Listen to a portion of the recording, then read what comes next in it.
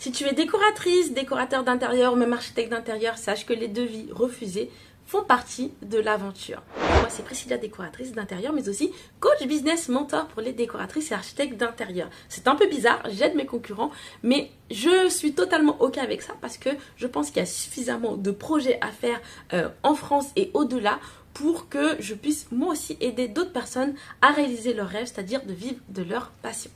Alors si on reprend le sujet de cette vidéo, les devis refusés. Sache que je me suis lancée maintenant il y a plus de 6 ans et j'ai travaillé avec plus de 300 personnes. Imagine 300 personnes m'ont fait confiance, ont investi leur argent dans mes prestations.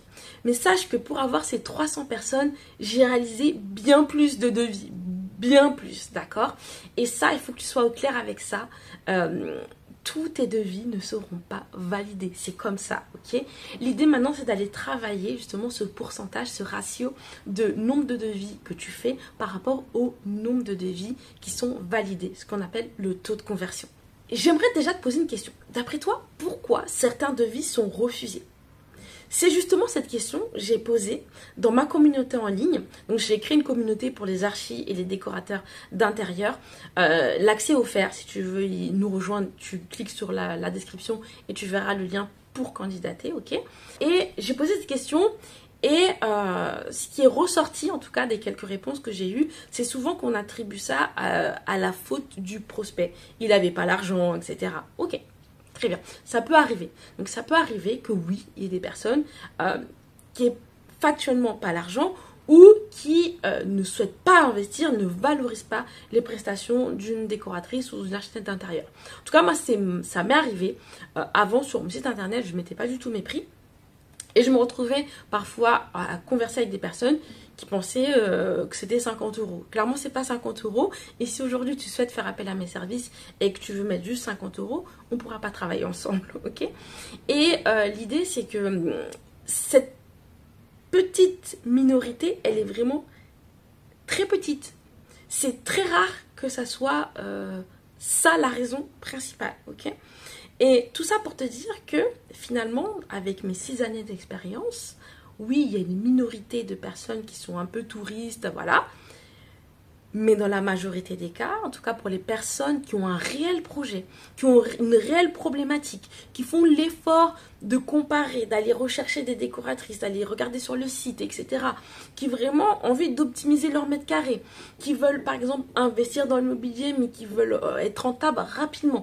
Celles qui ont vraiment besoin de toi, pour la plupart du temps, elles veulent investir, ok? Elles veulent investir et si elles ne le font pas, c'est de ta faute.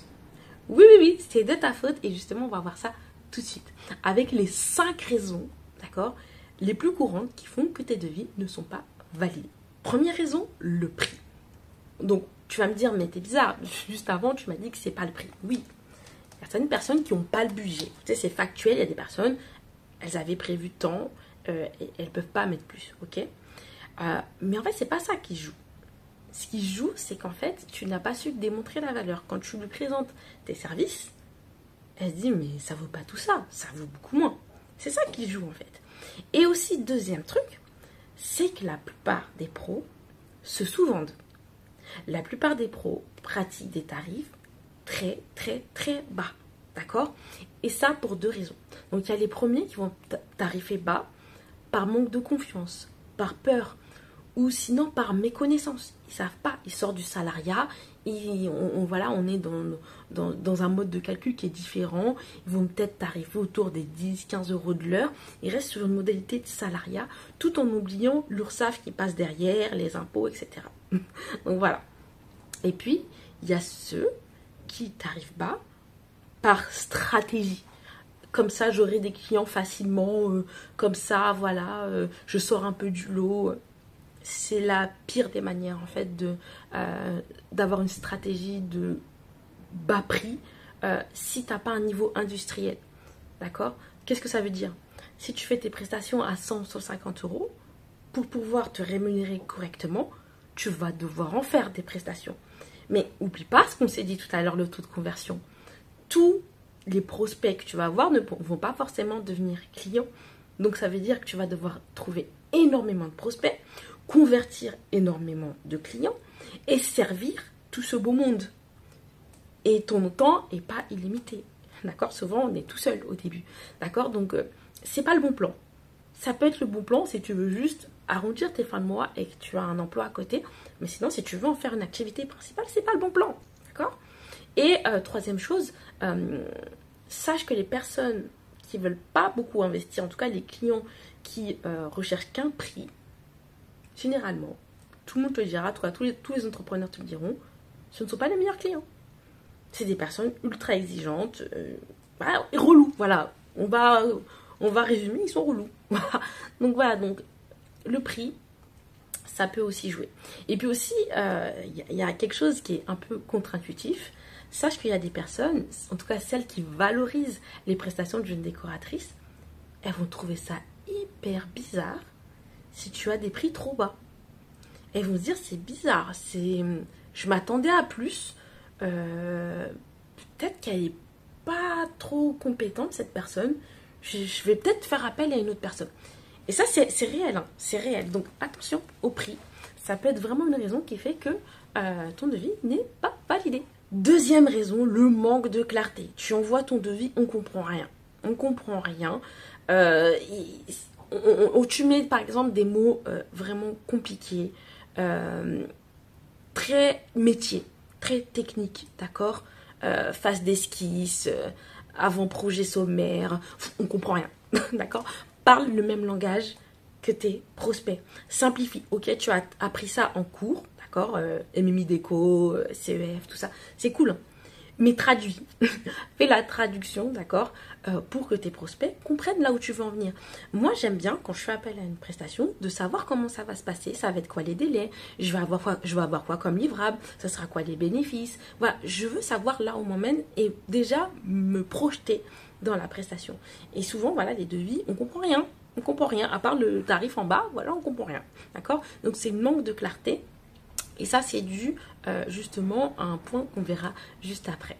Ok? Troisième raison, la mauvaise communication ou tout simplement l'absence de communication. Qu'est-ce que j'appelle absence de communication? C'est par exemple sur Instagram, on t'envoie un message en privé. Oui, bonjour, je suis intéressée par vos services, quels sont vos tarifs? Et toi, tu leur donnes. Tu lui donnes le tarif. Sauf que tu n'as pas pris ce temps-là de rendez-vous découverte, tu n'as pas posé des questions, tu n'as pas eu ce temps privilégié qui aurait pu te permettre déjà de savoir si vous êtes un bon fit, si vous pouvez travailler ensemble, d'accord, en termes de personnalité, en termes de délai, en termes de style, etc. Est-ce que vous pouvez travailler ensemble? Même toi en termes de compétences, parce que parfois ça arrive que les personnes aient en fait une problématique d'architecture d'intérieur très technique que moi je ne fais pas, parce que je suis décoratrice d'intérieur, et du coup je les ai reroutées vers une architecte d'intérieur. D'accord? Donc ça aussi, c'est très important d'avoir ce temps justement de rendez-vous découverte qui peut se faire à domicile ou à distance pour bien comprendre le besoin de la personne, voir si tu peux l'accompagner et comment, et bien expliquer justement comment tu vas l'accompagner plutôt que juste donner un prix. Parce que là encore, tu vas juste pouvoir te défendre juste sur un prix. Ce qui ne veut rien dire parce que on ne sait pas ce qu'il y a dedans. D'accord? Donc voilà, une prestation de déco à 100 € ou à 500 €, on ne sait pas ce qu'il y a dedans. À part le prix, on ne sait pas ce qu'il y a dedans. Ok? Donc, fais attention à ça. Communique. Deuxième aussi aspect de communication, quand je dis mauvaise communication, c'est aussi, par exemple, l'attitude. D'accord? Des personnes ne sont pas à l'aise avec le rendez-vous découverte. Oh là là, je vais devoir me vendre, etc. Et puis aussi, si c'est au téléphone, les personnes ne font pas ressortir le sourire. Ça, c'est très important de faire ressortir le sourire et s'entend au téléphone, d'accord? Et il y a beaucoup de prospects qui ont finalement validé mon devis. Pourquoi? Parce qu'ils ont fit avec mon énergie, avec ma personnalité, d'accord? Ils avaient peut-être d'autres pros qui leur ont fait des devis similaires ou peut-être même moins chers, mais ils ont décidé de travailler avec moi parce qu'au niveau énergétique, au niveau de la personnalité et ce que je dégageais, que ce soit en physique ou au téléphone, eh ben, ça leur a plu. Ça leur a vraiment plu. Donc voilà, fais attention aussi à ta communication, donc le non-verbal et aussi le verbal. Quatrième raison, l'incohérence avec les besoins. Et ça, c'est dû à une chose, la mauvaise réalisation ou l'absence de rendez-vous découverte. Ça fait le lien avec ce qu'on s'est dit juste avant. dans mon accompagnement, justement, on revoit cette notion de rendez-vous découverte. Et ce que j'ai constaté, c'est que souvent, c'était mal fait, c'était un peu expéditif. Et la phase de découverte des besoins, des problématiques, elle était un peu light, d'accord? Et ça, c'est préjudiciable pour toi parce que, imagine, quelqu'un qui apprécie faire les magasins, qui apprécie chiner, prendre son temps, elle a le temps et elle aime faire ça. Et toi, dans ton devis, tu lui proposes une prestation avec liste de courses. Elle va recevoir ton devis, elle va se dire, mais j'en ai pas besoin de ça. Oui, mais toi, comme tu n'as pas bien fait ton rendez-vous découverte, tu ne le savais pas. Et donc, tu te retrouves à lui proposer un truc dont elle n'a pas besoin. Et elle se dit, bon, vas-y, laisse tomber, je passe à quelqu'un d'autre parce que voilà, elle n'a pas répondu à mon besoin, je ne vais pas payer pour un truc que je n'ai pas envie. D'accord? Donc, c'est pour ça qu'il faut prendre le temps du rendez-vous découverte de découvrir pour de vrai les besoins, les problématiques de la personne par rapport à son logement, mais aussi ses besoins en termes d'accompagnement. Elle cherche quoi comme accompagnement en fait? D'accord? Donc ça, c'est très important. 5e raison, le manque de confiance. S'il n'y a pas de confiance, il n'y a pas d'achat. D'accord? C'est comme ça, tout le monde fonctionne comme ça. J'ai pas confiance dans le produit, j'achète pas. J'ai pas confiance dans le service, j'achète pas. D'accord? Si tu ne sais pas rassurer la personne sur certains points, tu vas manquer l'opportunité. Par exemple, quelqu'un qui ne sait pas comment agencer sa pièce. Si tu ne sais pas la rassurer sur tes compétences, justement, à trouver plusieurs agencements, ça ne va pas le faire. Si tu as en face de toi quelqu'un qui a du mal à prendre des décisions et que tu ne sais pas la rassurer sur le fait que il n'y a pas de souci, je vais te guider et je vais pouvoir te proposer peut-être 2 propositions, tu vas perdre l'opportunité, d'accord? Il faut rassurer, d'accord? Et ça se passe dans le rendez-vous découverte, ok? Et là, en fait, ce que je veux te dire, c'est qu'en fait, tout se joue dans le rendez-vous découverte. C'est pas au moment où tu envoies le devis que ça va se jouer, c'est avant. Les prospects prennent leur décision à 80% à peu près lors de ce premier échange. Le devis vient juste valider ou invalider le truc, ok? Donc ça, il faut que tu en aies conscience. Et si tu ne maîtrises pas ce rendez-vous, il n'y aura pas de conversion, d'accord? Mais pour le faire, il faut justement être au clair sur les 5 raisons qui font que tes devis peuvent être refusés, ok? Et en conclusion, ce que je peux te dire, c'est que les devis refusés sont une opportunité pour toi d'apprendre et d'améliorer ton taux de conversion. Pourquoi? Je te dis tout de suite. Alors, moi, à chaque fois que mes devis sont refusés, je demande aux gens pourquoi. Donc, tous ne me répondent pas. Il y a des gens qui me ghostent. Par ailleurs, si vous passez par là, les personnes qui font appel à mes services, s'il vous plaît, j'attends une réponse, qu'elle soit positive ou négative, pour m'organiser parce que je reçois beaucoup de demandes. Donc, faites-moi une réponse. Je ne ferai pas une dépression parce que vous me dites non, ok?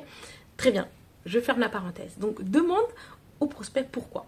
Et moi, ça m'a permis d'apprendre beaucoup de choses, de m'améliorer justement sur les 5 points que je viens de te citer et d'améliorer mon taux de conversion. Mais surtout, il y a pas mal de fois où j'ai pu finalement rattraper le projet. De passer d'un non, je ne travaillerai pas avec toi. Ah, ok, d'accord, bah ok, si c'est comme ça, je veux bien. Parce que justement, j'ai pu rechecker un ou plusieurs points qui avaient loupé, d'accord? Donc, pense tout le temps à demander pourquoi les personnes n'ont pas validé ton devis. Et justement, dans ma communauté en ligne, j'ai partagé 5 actions concrètes pour augmenter ton nombre de devis et surtout augmenter tes revenus. Comme je te le rappelle, c'est en description, tu cliques, tu candidates et je pourrais t'ajouter parmi nous. On est presque 100 membres maintenant pour que tu puisses accéder à ces ressources-là que je donne là-bas et pas ailleurs, ok?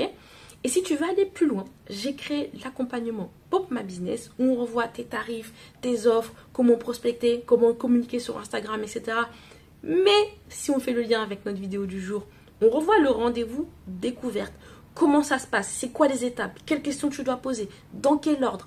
Comment tu peux rebondir? Comment tu peux faire en sorte de rassurer, de bien pricer, de bien, voilà, tout bien faire.